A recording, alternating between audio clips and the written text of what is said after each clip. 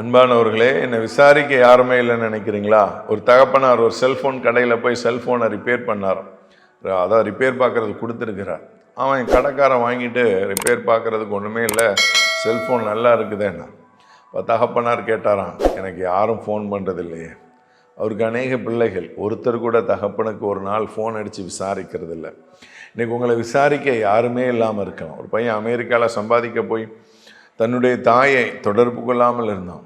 ஆனால் திடீர்னு தாய்க்கு அடித்து பார்க்குறான், ஃபோன் எடுக்கலை.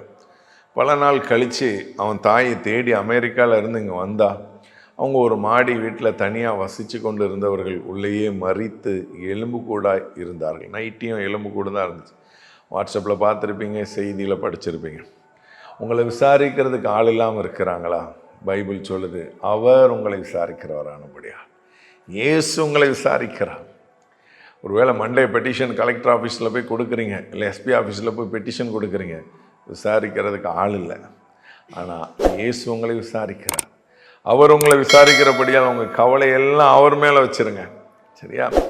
ஏசப்பாட்ட ஒரு காரியத்தை சொல்லிங்க அப்படின்னா விசாரிக்கிறார். பரலோகம் விசாரிக்கிறது, தூதர்களை அனுப்புகிறார்.